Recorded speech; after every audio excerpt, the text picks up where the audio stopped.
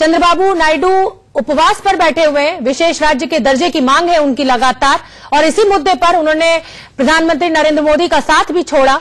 और राहुल गांधी अब उसी मंच पर हैं उनके साथ, उनको सुन लेते हैं। राहुल गांधी कुछ कहने जा रहे हैं, उनको सुन लेते हैं। From Andhra Pradesh, I'd like to welcome all of you here. I want to ask you, ये नहीं चल, I want to ask you one question. I want to ask you one question. If the Prime Minister of India makes a commitment to somebody in this country, should he maintain that commitment, yes or no? What sort of a Prime Minister is this?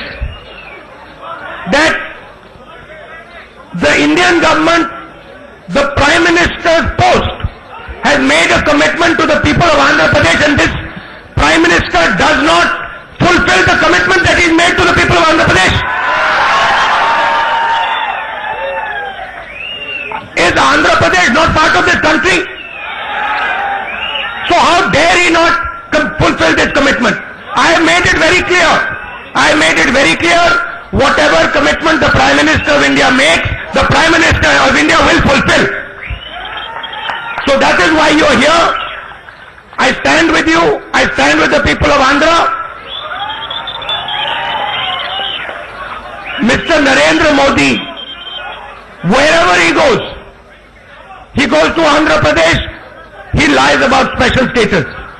He goes to the northeast, he tells another lie over there. He goes to Maharashtra, he tells another lie over there. He has absolutely got no credibility left. And remember one thing, it is only a couple of months, 1 or 2 months, the opposition party is going to show Mr. Narendra Modi exactly what the sentiment in this country is. Final thing I want to say, the Prime Minister became Prime Minister by saying he is going to fight corruption. Have you read the Hindu newspaper today? Did you read the Hindu newspaper yesterday? Rafael, चौकीदार, exactly, चौकीदार चोर है. The Prime Minister has stolen from the people of Andhra Pradesh, and he has given that money to Anil Ambani. That is the fact of the matter. I want to let you know that we are all standing together. We are going to defeat the BJP, Mr. Narendra Modi. Thank you very much for inviting me here. It is an honor for me to speak to you. Namaskar. Rahul Gandhi को आपने सुना। हालांकि राहुल गांधी आंध्र प्रदेश में TDP के साथ लोकसभा का चुनाव नहीं लड़ेंगे, लेकिन चंद्रबाबू नायडू के जहां वो उपवास कर रहे हैं उस स्टेज पर राहुल गांधी पहुंचे। क्या मायने देने की कोशिश है? हमारे साथ chief political editor Manish Awasthi मौजूद है। सर, क्या मायने निकालूं मैं आज इस स्टेज पर पहुंचने को राहुल गांधी के? टीडीपी का साथ इनकार कर दिया आंध्र में। देखिए शोभना, मुझे इस वक्त जो राजनीतिक हालात हैं उसको देखकर ऐसा लगता है दुष्यंत कुमार की मुझे वो लाइन याद आती है, आसमान में कोहरा घना है, ये किसी की व्यक्तिगत आलोचना नहीं है।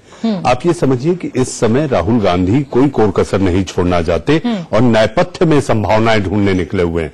मंच पर अब सुविधा नहीं दोस्तों, नेपथ्य में ही संभावना नजर आती है। तो मेरे ख्याल से उस प्रक्रिया के तहत ये हर दरवाजा खटखटाना चाहते हैं। या मनीष जी, आप इसको ऐसे देखते हैं कि चुनाव के बाद कब किसकी क्या जरूरत पड़ जाए, कांग्रेस कितनी सीट लेकर आती है और किसके समर्थन की जरूरत पड़ जाए, सारे ऑप्शंस खोले रखने की कोशिश कांग्रेस अध्यक्ष राहुल गांधी की। मेरे ख्याल से असीम संभावनाएं तो हमेशा राजनीति में बनी रहती हैं। अगर इतिहास भी देखें आप, वर्तमान देखें और भविष्य क्या होगा ये तो आने वाले कुछ महीनों में साफ होगा, लेकिन भविष्य अभी धुंधला है। इसीलिए मैंने कहा आसमान में कोहरा घना है और उनका जो उड़न खटोला है लखनऊ पहुंचने में भी देरी कर रहा है। हाँ, मुझे यही लग रहा है कि अभी तो यहाँ मंच पर पहुंचे हैं, तो अभी कब लखनऊ उड़ेंगे और कब रोड शो शुरू होगा, टाइम कोई कांग्रेस ने अभी तक दिया नहीं है। दत्ता जी, आप हाथ उठा रहे हैं, कुछ कहना चाहते हैं?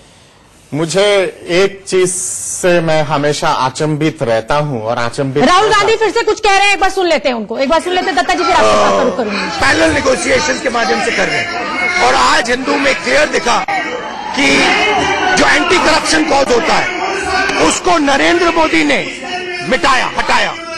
तो क्लियर है कि प्रधानमंत्री ने राफेल मामले में चोरी की है, करवाई है।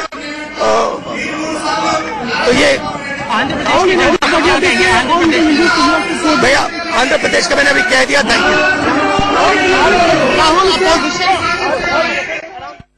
तो राहुल गांधी ने पैरेलल नेगोशिएशन के ऊपर फिर से आवाज उठाई। एक बार उनका जो अपनी प्रेस कॉन्फ्रेंस कर उन्होंने नरेंद्र मोदी के ऊपर जो आरोप लगाए थे डिफेंस मिनिस्ट्री में कि डिफेंस सेक्रेटरी ने यह कहा है कि पीएमओ पैरेलल नेगोशिएशंस कर रही है, उसी को आज उन्होंने फिर से कोट किया। द हिंदू की उन्होंने बात करी, अखबार की बात करी। दत्ता जी, आप कुछ कह रहे थे। राफेल के मुद्दे पे मैं जाना नहीं चाहता हूं, क्योंकि मुझे मालूम है कि राहुल जी पहले दिन से क्या क्या बोल रहे हैं। चंद्रबाबू नायडू के स्टेज को इस्तेमाल करने को आप कैसे देख रहे हैं? उसी पे ही आ रहा हूं। और राफेल वाला मुद्दा दूसरा विषय है, इसका कोई लेना देना नहीं है। जब आंध्र प्रदेश की जब बाइफर्फिकेशन हुई थी 2013 में और जब तेलंगाना बना था, उस समय मौजूदा यूपीए सरकार ने कहा था कि आंध्र प्रदेश को स्पेशल स्टेटस देंगे। उन्होंने क्यों नहीं दिया था? कैसे? एक मिनट मैं आपको छोटा सा इंटरप्ट कर रही हूँ। विशेष राज्य का दर्जा पाने के लिए कुछ स्पेसिफिकेशंस होती हैं जो कि संविधान में लिखी हुई है। जब वो स्पेसिफिकेशंस पूरा नहीं करता है आंध्र प्रदेश, तो कैसे कोई भी सरकार को क्यों लोगों का बेवकूफ क्यों बनाया जा रहा है? ही आ रहा हूँ मैं। एक सेकंड, लेट मी फिनिश। मुझे कंप्लीट रुक जाइए, कंप्लीट करने दत्ता जी को पूरी करने दीजिए अपनी बात। कंप्लीट करने दीजिए अपनी बात। जब बाइफर्फिकेशन हुआ था उस समय यूपीए सरकार ने बाकायदा पार्लियामेंट पे एक आश्वासन दी थी कि स्पेशल स्टेटस का दर्जा देंगे। उसके बाद दे नहीं पाए, चुनाव आ गया नजदीक में, इसलिए नहीं कर पाए। फिर 14th फाइनेंस कमीशन आया। 14th फाइनेंस कमीशन आने के बाद जब वो 14th फाइनेंस कमीशन जब लागू हो गया, उस पे एक महत्वपूर्ण क्लॉज है कि 14th फाइनेंस कमीशन लागू होने के बाद किसी भी प्रदेश को स्पेशल स्टेटस नहीं दिया जाएगा। यह ध्वनि मत से संसद में पारित हुआ। मैं आपको वही बता रही हूँ कि और इसीलिए मैं इसी पे आ रहा हूँ ना। डेमोग्राफी चाहिए, पॉपुलेशन चाहिए, रिच रेशो है उसमें। क्यों नहीं जवाब देना है? क्यों नहीं जवाब देना है इस चीज पे? जब राहुल जी लगातार ये बात कह रहे हैं कि आंध्र प्रदेश को क्यों कमिटमेंट नहीं दिया गया, राहुल जी खुद के रिपोर्ट नहीं पढ़े हैं। अगर पढ़े होते तो ये बात वो कहते ही नहीं। जुड़ रहे हैं रजत। इस समय तो राहुल गांधी चंद्रबाबू नायडू के स्टेज पर पहुंचे थे उनसे मिलने के लिए। अब वहां से निकले या नहीं निकले ये अपडेट अभी तक हम तक नहीं पहुंचा है। तो क्या माना जाए, क्या देरी हो रही है? आपको लखनऊ एयरपोर्ट से क्या रिपोर्ट मिल रही है? कितनी देर में पहुंचने वाले हैं राहुल गांधी, प्रियंका गांधी? देखिए, मेरी घड़ी में इस वक्त 11:05 हुआ है और जो तय कार्यक्रम है वो 12 बजे का था, इसलिए वो अपने टाइम पे चल रहे हैं। अगर आप चार्टर्ड यानी अपने खुद के विमान से आते हैं, पर्सनलाइज्ड रूप से आते हैं, तो लगभग 25 से 28 मिनट का फ्लाइट टाइम है। तो अगर मान के चलिए अगर 15-20 मिनट के अंदर वो वहां से निपटाकर एयरपोर्ट जाते हैं और वहां पे पर्सनलाइज्ड चार्टर्ड प्लेन से चलते हैं, तो 25 से 30 मिनट का फ्लाइट टाइम है। 5 मिनट के अंदर वो यहाँ पर लैंड कर जाएंगे। तो 12 बजे का जो समय है मुझे लगता है वो बिल्कुल सही है। उल्टे हाथ पे अपने कैमरामैन से कहूंगा दिखाएं, ये फ्लीट खड़ी हुई है सामने। जितने वरिष्ठ कांग्रेस के नेता हैं उनको अंदर अलाउ किया गया है। यही वो फ्लीट है जो राहुल गांधी को विमान से यहां तक लेकर आएगी। रजत, क्या आप मुझे वो खास बस दिखा सकते हैं जिसमें ये रोड शो निकलेगा, प्रियंका गांधी जिस पर सवार होंगी? क्या वो बस आप मुझे दिखा सकते हैं अगर आपकी रीच में हो, आपके कैमरा की रीच में हो तो? बिल्कुल बिल्कुल बिल्कुल। आप ये इधर पीछे देखिए, यहां से जब फ्लीट से निकलेंगी तो ये आएगी बस। इसमें आप देख सकते हैं बदलाव की आंधी, राहुल संग प्रियंका गांधी और इंदिरा और प्रियंका की एक साथ एक बड़ी तस्वीर दिखाई गई है। मैसेज जो है वो इसी तस्वीर से है कि इंदिरा और प्रियंका साथ साथ आपको दिखाई पड़े। ये बड़ी बस तैयार करी गई है, इसी के आगे जो कार्यकर्ता है वो रहेंगे और इसी बस से आज पूरा दिन ज्योतिरादित्य सिंधिया, प्रियंका गांधी और राहुल गांधी रोड शो करेंगे। और नीचे आप देखेंगे तो रेड कारपेट जो है वो प्रियंका के लिए बिछाई गई है। इसी रेड कारपेट से चढ़कर प्रियंका ऊपर जाएंगे और इसी रथ से पूरा दिन लगभग 25 किलोमीटर का रोड शो होगा। कांग्रेस कितनी तैयार है राहुल, प्रियंका और ज्योतिरादित्य सिंधिया को लेकर? अच्छा, एकदम हम लोग तैयार हैं। दोष दूना नहीं चौगुना हो गया है। आने वाले जो कुरुक्षेत्र का रण सजेगा 2019। वोट कैसे मिलेगा? लोग तो आ गए, पब्लिक भी है रेड कारपेट में, वोट कहां से मिलेगा कांग्रेस? वोट तो एकदम बिछा पड़ा है। प्रियंका जी के बाहें फैलाकर वोट का इंतजार। अमिताभ बच्चन आए थे तो वोट कहां से आया था? तो प्रियंका का कंपैरिजन हम अमिताभ बच्चन से कर रहे हैं। अमिताभ बच्चन तो छोटे हैं, प्रियंका का जो कद है रजत ये एकदम जिसे कहा जाए कि प्रियंका भक्ति में अंधे हैं और ये अमिताभ बच्चन से बड़े रूप में प्रियंका गांधी को देख रहे हैं। अभय दुबे कांग्रेस के स्पोक्स पर्सन हमसे जुड़ गए, मैं उनका रुख करूं उससे पहले मनीष अवस्थी हमारे चीफ पॉलिटिकल एडिटर रजत आपसे कुछ सवाल लेना चाहते हैं। मनीष जी। रजत, मेरा सवाल ये है कि लाल कालीन जो है, लाल कालीन पे चढ़कर बस पर तो चढ़ जाएंगी, लेकिन लड़ाई तो हरी कालीन की है। और जहां तक भीड़ की बात है, आमतौर पर यह कहा जाता है कि जब भीड़ नहीं जुट पाती है और लोग जो नहीं दिखाई पड़ते, बात हो रही थी 60 लाख व्हाट्सएप किए गए कल, और उस तरह से अगर देखें तो भीड़ नहीं दिखाई दे रही, तो क्या ऐसा कहा जा सकता है कि सरकार ने नाकों पर उन गाड़ियों को रोक दिया है जो कार्यकर्ता आ रहे थे? मतलब आपने ये कह दिया कि इसमें बीजेपी गेम खेल गई? देखिए, मुझे ऐसा बिल्कुल नहीं लगता। रुक जाइए, जवाब देने दीजिए, चारू प्रज्ञा जवाब देने दीजिए रजत को। रजत फील्ड में मौजूद है और बढ़िया रिपोर्ट हमें दिखाएंगे। बताइए रजत। देखिए, मैं लगभग 7:30-8 बजे अपने होटल से निकला था, जो कि बटला पैलेस में था। लगातार लोग आ रहे थे। अगर आप भीड़ की बात करेंगे, जिस जगह हम लोग खड़े हैं ये सेंसिटिव एरिया है, उसके बाद भी कई कांग्रेसी कार्यकर्ता जिनके पास पास है वो यहाँ आ गए। ये चौधरी चरण सिंह एयरपोर्ट का वो हिस्सा है जहां सिर्फ और सिर्फ वीवीआईपी अलाउ है, यहां पर पब्लिक अलाउ नहीं है। लेकिन यहां पर भी आप देखेंगे तो आपको रायबरेली अमेठी के जो कार्यकर्ता है वो यहां नजर आएंगे। लेकिन जैसे जैसे रोड शो है वहां पर भीड़ ना हो, मुझे ऐसा कम लगता है। प्रियंका और राहुल गांधी कहीं भी रोड शो करे। ठीक है रजत आप बने रहिए। एक बात और है शोभना, आप ये नोटिस करिए कि यहाँ पर जितने हम होर्डिंग्स इस वक्त देख पा रहे हैं, सब में प्रियंका की फोटो राहुल की फोटो से बहुत ज्यादा बड़ी है। राहुल भी अभी जब स्पीच दे रहे थे, मैंने नोटिस किया, बड़े छोटे को छोड़िए, रमन सिंह की तस्वीर आपने बड़ी लगाई थी, अमित शाह और नरेंद्र मोदी छोटे हो गए। मेरा पॉइंट बोलने नहीं दे रही है, आप मुझे कट कर रही है। देखिए, इनकी बातों से भी लग रहा है, सारे कार्यकर्ताओं की, नेताओं की बातों से लग रहा है कि प्रियंका गांधी आ गई है ड्राइविंग सीट में, राहुल गांधी को इन्होंने ऑलरेडी कर दिया है साइड में। बिल्कुल वैसे ही है मनीष जी। देखिए, एक मिनट मनीष जी, बिल्कुल वैसे ही है जैसे संसद में नितिन गडकरी के भाषण पर कांग्रेस ने तालियां बचा दी। वोट डालो और राज करो। आप बात खत्म करने दीजिए Shobhana, before you jump the gun. एक मिनट, एक बात और है, राहुल गांधी वहाँ मंच पर स्पीच दे रहे हैं। राहुल गांधी रफाल का नाम लेते हैं, वो फंबल करते हैं, उनकी आवाज अटक जाती है, उनकी आवाज बार बार अभय दुबे मेरे साथ जुड़ गए। अभय दुबे कांग्रेस के नेता रहे। जाइए चारू। अभय दुबे मेरे साथ कांग्रेस के नेता जुड़ गए हैं, कांग्रेस के स्पोक्स पर्सन है। अभय जी, कितनी संख्या उम्मीद करके आप बैठे हुए हैं और कौन से वोट बैंक पर आपकी नजर है, और क्या प्रियंका गांधी को, इस बेटी को देखने के लिए जो भीड़ जुटेगी, कांग्रेस ये उम्मीद लगाए बैठी हुई है कि ये वोट में तब्दील होगी? अभय दुबे।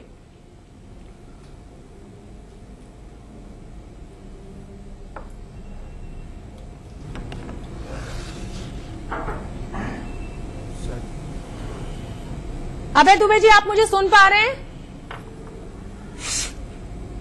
लगता है अभय दुबे से हमारा संपर्क टूट गया है। बात खत्म करते हैं, आपने हमको काट दिया था। देखिए, बौखलाहट कुछ नहीं है, आप अपने नेता की बात सुनिए। नाम रफाल का लेते हुए भी वो अटक जाते हैं। देखिए, आप यहाँ पर सब जर्नलिस्ट लोग बैठे हैं, आप भी ये मानते हैं कि जर्नलिज्म के कुछ एथिक्स होते हैं। जर्नलिज्म के एथिक्स ये नहीं होते आप आधी खबर छाप दीजिए, ऊपर का काट दीजिए, नीचे का काट दीजिए।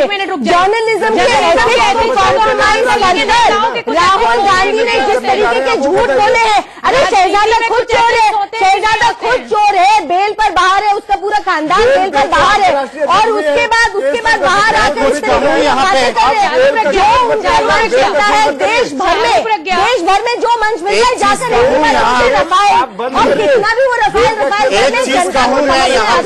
आप जाके जनता का रूप में बोल कर आ जाइए। पढ़ा लिखा इंसान भी ये समझता है कि रफाल का गुब्बारा इनका कब का हट चुका है, और उसके बाद भी नहीं और कोई मुद्दा। अभय दुबे मुझसे जुड़ गए। अभय दुबे, क्या उम्मीद है प्रियंका गांधी, ये जो कांग्रेस की बेटी है, जितनी भीड़ इसे देखने के लिए जुटेगी, क्या वोट में तब्दील कर पाएगी कांग्रेस इसको?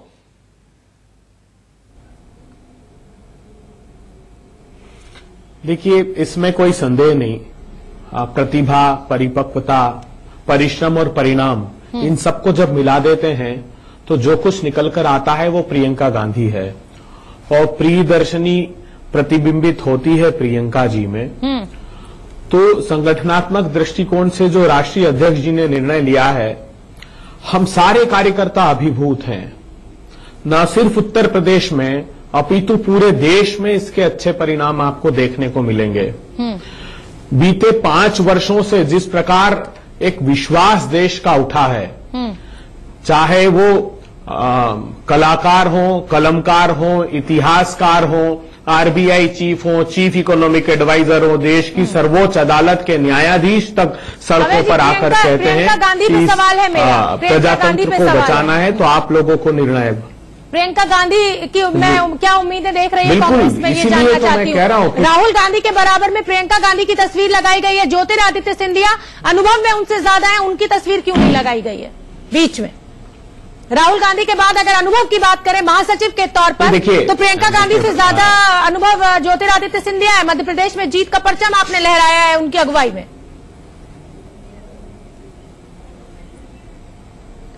आप जानती हैं दोनों के पोस्टर साथ साथ हैं संगठन के आधार पर।